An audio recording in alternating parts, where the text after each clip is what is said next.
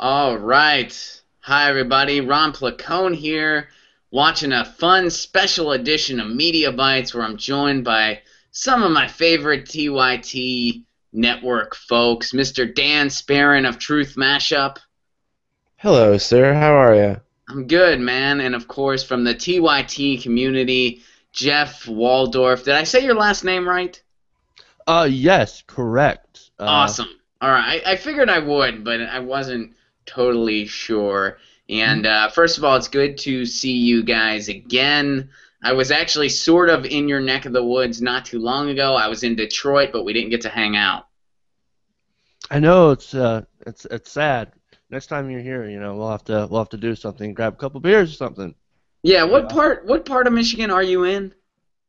I'm in the mid Michigan area, so I'm right in the center. I'm the only person here that can actually geographically point out where they're at using your hand. It's Oh yeah, it's man, it's that's the kind of Michigan awesome. thing. You do the The yeah, Michigan thing. Yep. yeah. No, I Trying to do appreciate that, California. Suck it. it. Right on. And Toronto's not super far from Detroit, is it, Dan? No, it's been like a 5-hour drive. All right. Yeah, so that's all right. Maybe next year we can all convene for the conference. It was a good time. Yeah, I really wanted to get to it actually, but unfortunately, I make YouTube money. Well, all right. Well, me too, but I was there. Well, Friends. then you need to tell me your YouTube tricks and strategies book.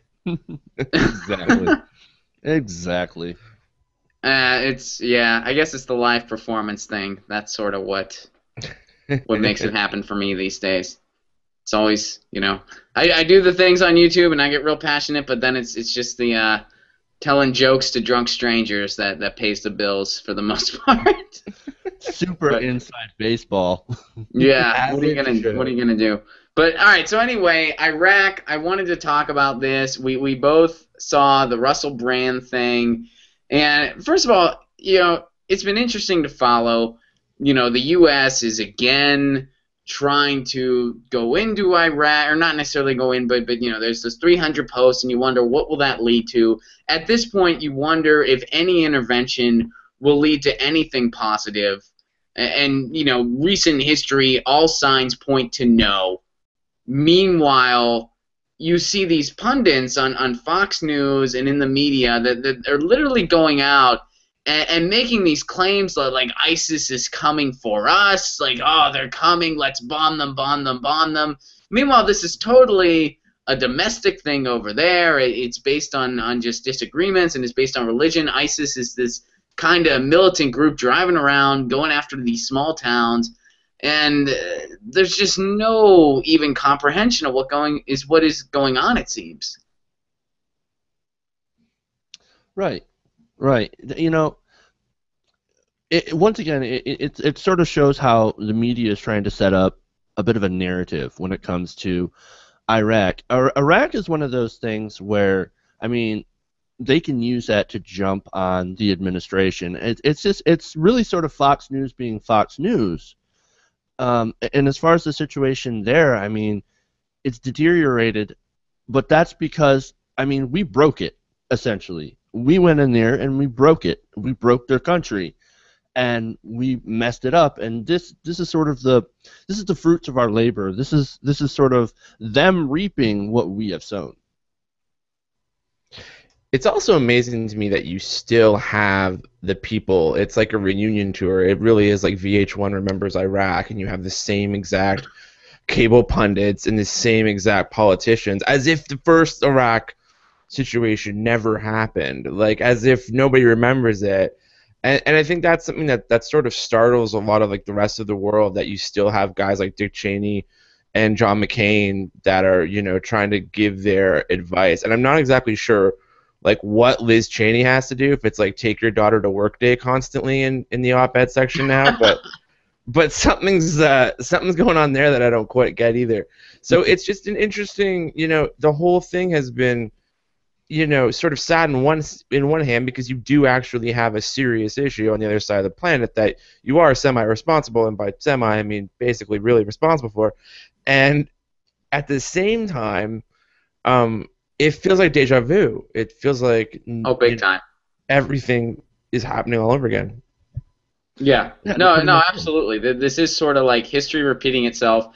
And in terms of the media ecology, it's like we learned absolutely nothing.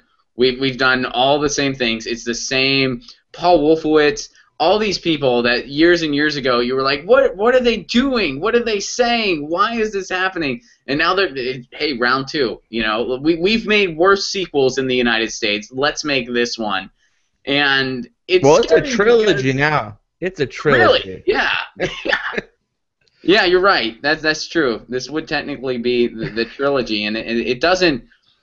They haven't had a hit yet. As far as it's just like digging the hole deeper, and yeah, like we haven't learned it all, and just this total fear mongering.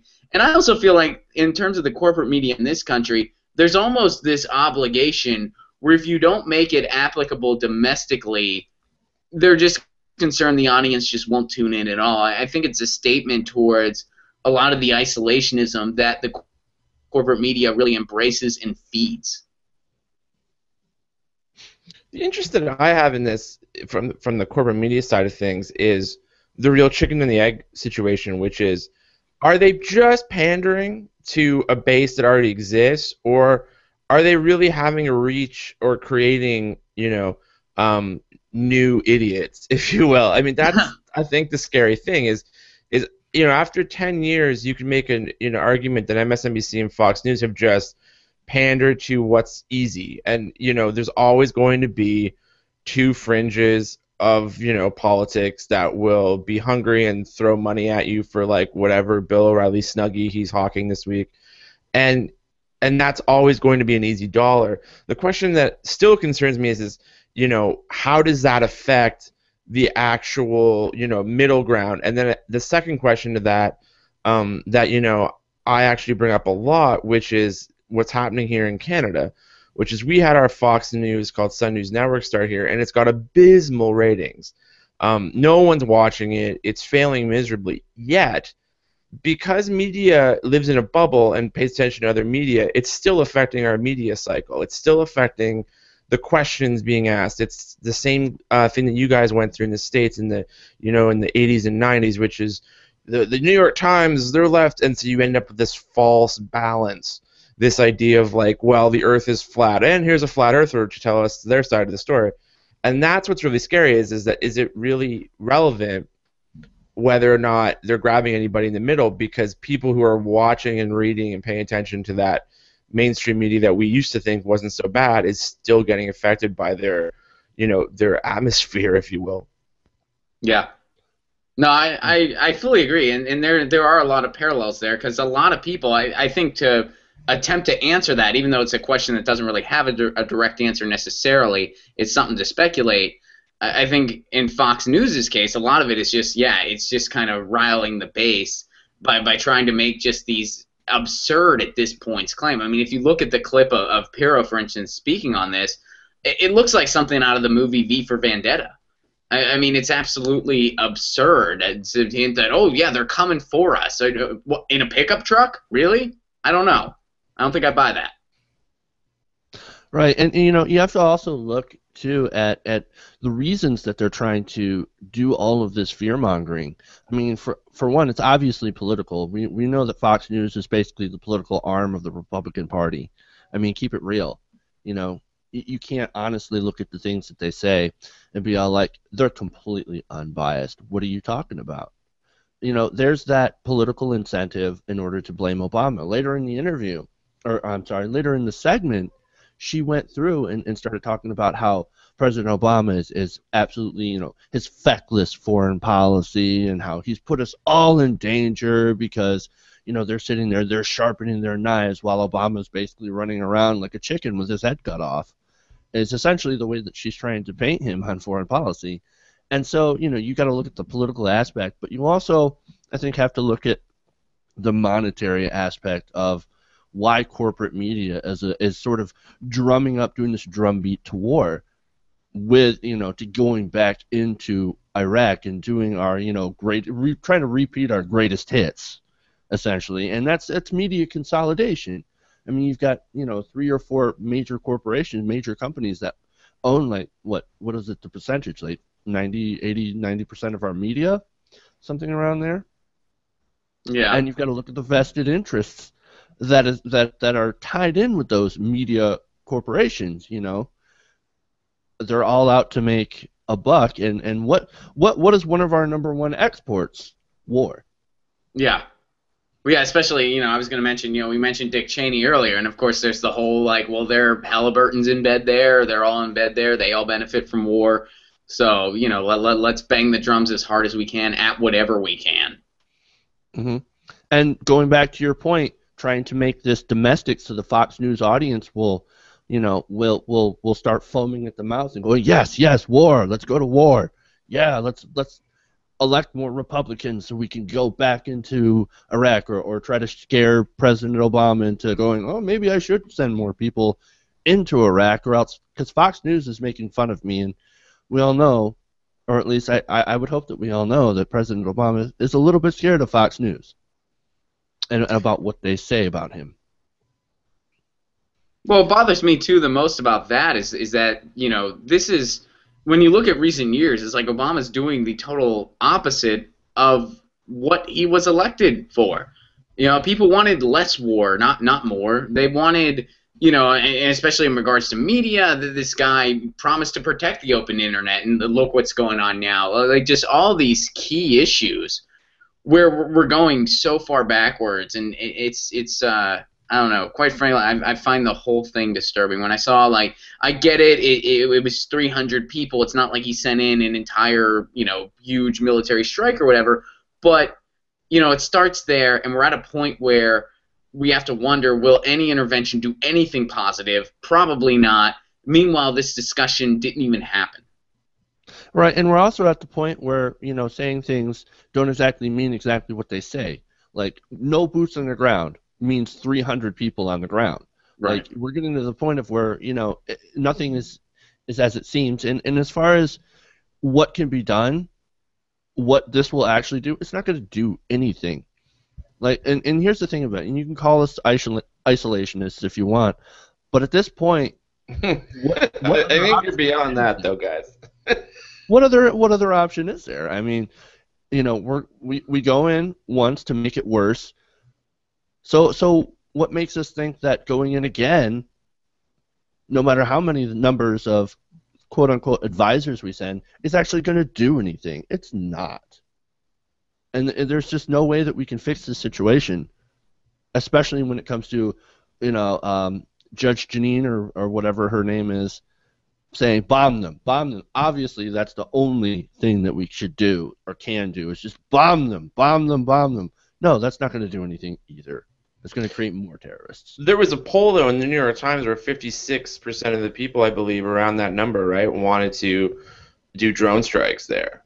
And so, I mean, you can say it's Fox News' fault, but there is that, technology side of war now that makes everybody think like there's a magic thing we can do and no one's going to get hurt except, the other guy. We don't care about them. And I think that's a whole other issue that we're going to start seeing, in the next, not just now, but in the next 10 years, is that how many conversations we're about to have about drone war, where you just have these situations where there's no pilot you have to worry about. And that's scary because there's a lot of times where you think over the past little while how many times we could have seen a situation like that where, somebody in the situation room was going, well, there's these pilots and there's a lot of cost of human life. Now it's push a button. And yes, it's a little bit more complicated, but that's worrisome for the rest of us who watch America's love for the daily warfare. Well, that goes back to the media as well. I mean, a lot of people are so ignorant about the costs of doing drone strikes. People think that we always get the right people. No, we don't always get the right people. Most of the time we're striking people at weddings, or funerals, or, double taps and all that stuff. We get it so wrong. And if you want to go back to polling, there's a lot. I don't remember the exact numbers on these polls, but there is still a significant amount of Republicans that think that Iraq had weapons of mass destruction. And so really, when you're going on specific polls when it comes to these sorts of policies, you can't really trust that the American people have been informed correctly. And so, you can't really base that kind of significant thing on what the people think if they haven't been informed correctly. Well, and I think when it comes to drone strikes, Dan does bring up a good point because this is something that I feel, especially in the United States, people have largely been kept in the dark about. I think if a lot of people, if you ask them the extent to what drone strikes have been used in the Obama administration, a lot of people would expect the answer to be less than it actually is, when in reality, there's been a lot of drone strikes going on that you never hear about unless you tune into Democracy Now! Or something like that. It's not talked about, or it's marginalized, or it's trivialized, and then people do get this sense, well, it's like, well, that's saving lives, or American lives at least, and in reality it's like, yeah, but also it's still violence, it's still more warfare, it's still a lot of times we don't hit the right people and it kills innocent people. There's a lot to be concerned about drone strikes, and it's being very trivialized and marginalized in this country, and that does open a whole other can of worms that's a factor here in this discussion, I think. And you end up creating more terrorists. Yeah. Essentially, when you hit the wrong people, when you hit those weddings and funerals, you're basically making the problem worse, and it perpetuates this endless cycle of war, endless cycle of, well, we need more drone strikes to hit more terrorists. Oh, whoops, we've created more terrorists. Now we're going to have to order more drone strikes to hit more terrorists. Oops, we created more terrorists. It goes on and on. It's endless war, and that's what the corporate media, and that's what the defense contractors, and that's what war hawks like Dick Cheney and Paul Wolfowitz and Bill Kristol and Judge Janine, whatever the fuck her name is. That's what they want. That's what they love.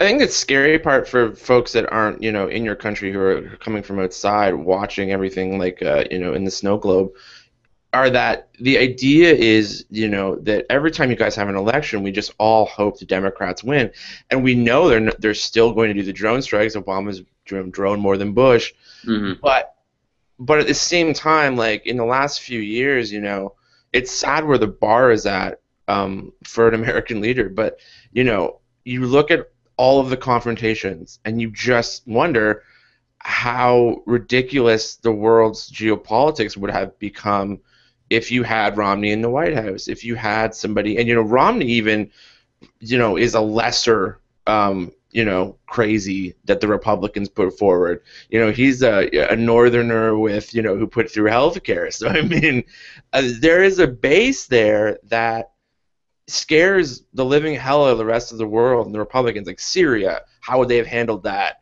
Going into Ukraine, how would that have gone? I mean, and so that's what you worry about. Looking forward to your next election is that the general populace, whether we want to dismiss polls, whether we want to blame it on Fox News, they side with that. They're very easily led back to the same path of, well, we've got to protect ourselves.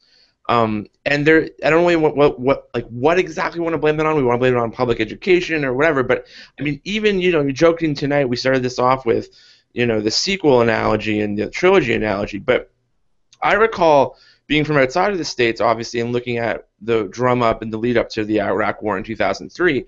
No media outlet, no American conversation was had about how you went to Iraq the first time, which is what we get taught in high school up here, which is a false testimony saying in Kuwait there was babies overthrown in incubators. It was a made-up story. They coached and rehearsed. The Saudi Arabian ambassador's daughter convinced many people, including Amnesty as well as your Congress, to go to war. Turned out afterwards it was found out to be false. A Canadian journalistic show up here called The Fifth Estate, and W5 did extensive programming on it. But it never gets brought up. So it's like you can't learn from your history when you never learn the history. And that's what I think is so painful, is it's not surprising to see in 2014 nobody remembers 2003, because in 2003 nobody remembered 1990. Right. And nobody remembers, too, because you have, Dick Cheney out there doubling down on essentially what was the lie. No, everything we did was justified. Everything was there. We did everything right in Iraq. What are you talking about? You know, truth be damned, we don't need facts here. We've got a war to go fight, and that's essentially what it comes down to. Well, There's I think the other thing that comes to mind here is the Gore Vidal quote. It's like it's in so many ways the United States of amnesia, where not only is stuff being swept under the rug, but also, once you reach this 4-year window, all of a sudden it's like, well, we can't call back to this. Meanwhile, there's so many parallels right now domestically that we need to be calling back to. And I think something you brought up, Dan, where it's like, well, we don't talk about the false pretenses that got us there in the first place back in '03, we in the States here, which I think is true. And I think the parallel to draw here is the fact that when we went back and there's 300 people there now, that wasn't talked about either. It wasn't brought up. It's like, well, gee, when we went in the first place, how did it work out? When we intervene, how does it work out? Maybe it's time to say we're not really adding anything positive here.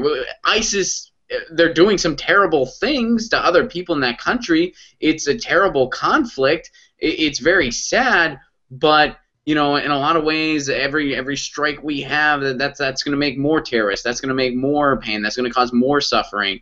And you kind of got to ask yourselves, it's like, well, what do we do here? Well, we got to take a different path.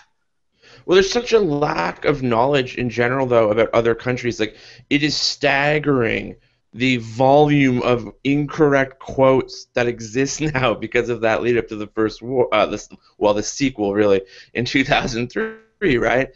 I mean, like John McCain, there will be no, Sunnis and Shiites have always historically got along. What? Huh? Like, it's staggering that he was a nominee for president after he said that. Like, and these are the people that are supposed to be pointing at things and going, bomb that.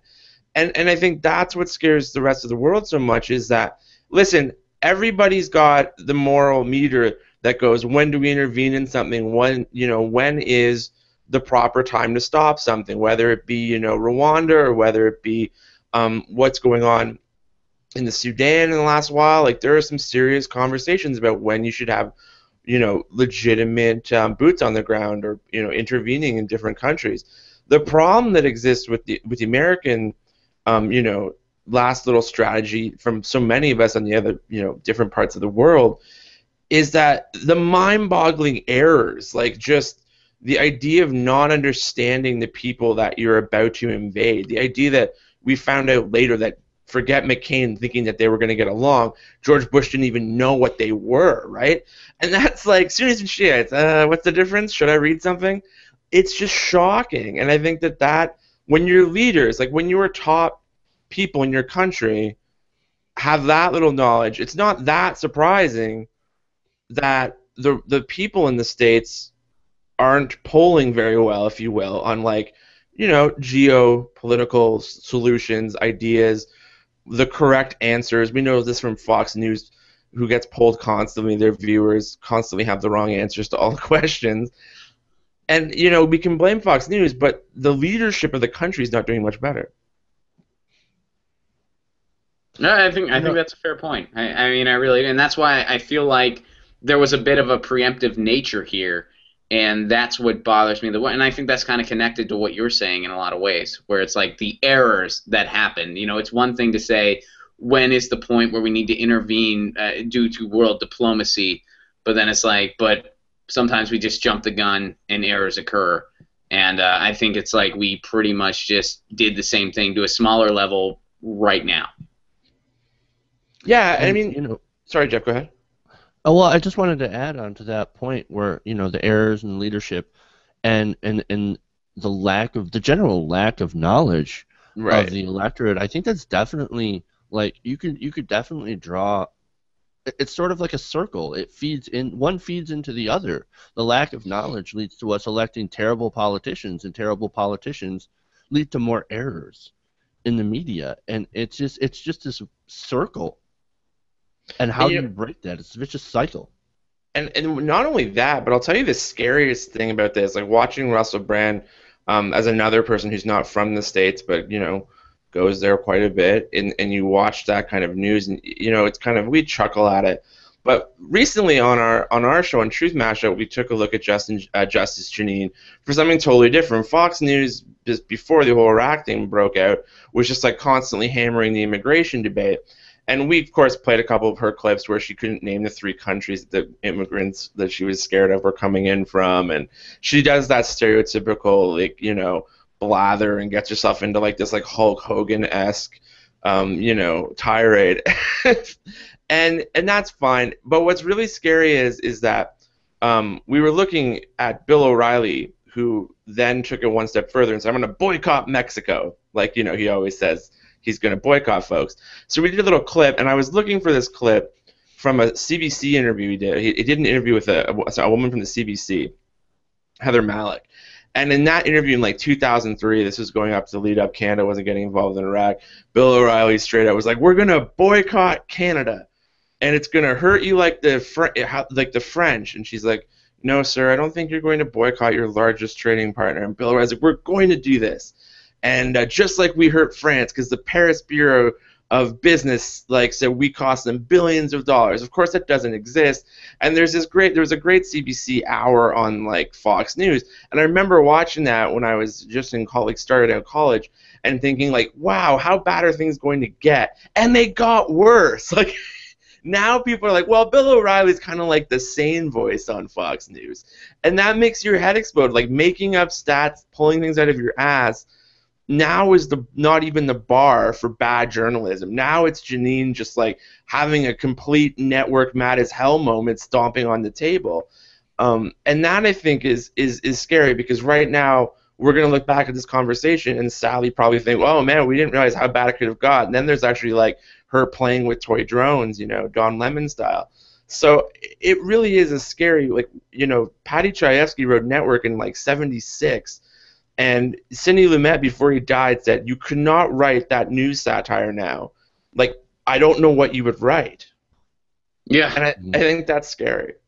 Yeah, in a few years we'll revisit this conversation, and Fox News will just be a guy getting kicked in the nuts a bunch, and we'll be like, yeah, I guess we didn't know how bad it could have gotten. That actually might be more entertaining and probably more factual than Fox News is at the moment. Yeah. We at least know man getting hit by football. It's man getting hit in the nuts by a football is essentially, going back to the old Simpsons episode. Yeah. Well, and it's from Idiocracy too, isn't it? That was right. Yeah. Yeah, I was calling it Idiocracy. So I figured Idiocracy is a documentary. Network. You got to go the other side in Idiocracy. It's true. It's true. Do a little chronological thing here. Seriously though, you watch for those of you who haven't seen that movie, like when you watch that film, you wonder how there's a conversation that's held in the White House over how you're going to solve a drought in that movie, and they want to basically use their Gatorade, and he's like, why don't you try water? And they're like, in the toilet?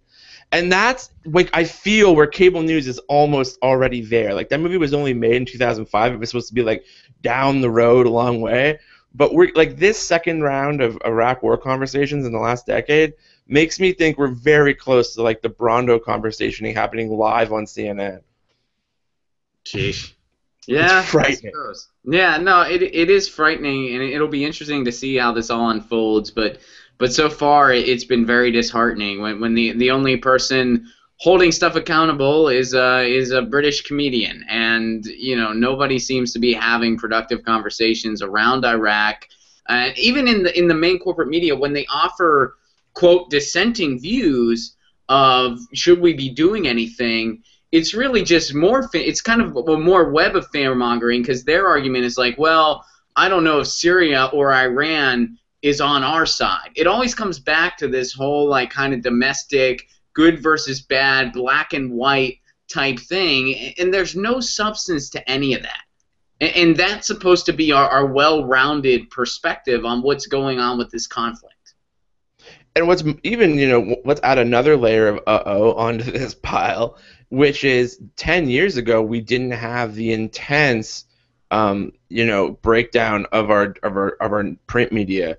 Like it was starting in that direction, but now a decade later, they don't know how to make money. So it really is the most clickbaity place on earth, right? It's just how do we keep, asses in the seats in the newsroom, and that really is kind of a no holds barred whatever people want to click on.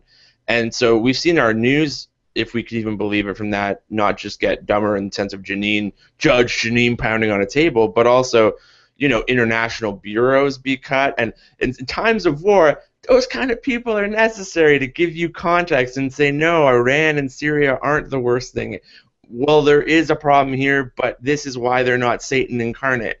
But there's nobody over there now. And so that's, a real problem that people don't talk about. We've gotten used to not wanting to pay for anything, and that's the first thing that goes, because it's not sexy, it's not fun. Geopolitics is somewhat boring. Yeah. Yeah, and something that I talk about a lot when I'm at colleges, it's like these corporate media, the business structure we allow these corporate media outlets to adhere to, journalism gets cut first. The person on the ground, like doing the investigation that needs to be done, that gets cut first. And it's we've gotten ourselves into a point of crisis, and I think when you see international conflicts, that's when it becomes most apparent that we've got a big flat tire here, folks. We really do. And in 2003, right, Knight Ridder got it right. Like, they got your Iraq story right. They just weren't big enough that it made a splash. I wonder if anyone would get it right in 2014. And that's what something to ponder. Yeah. Yeah.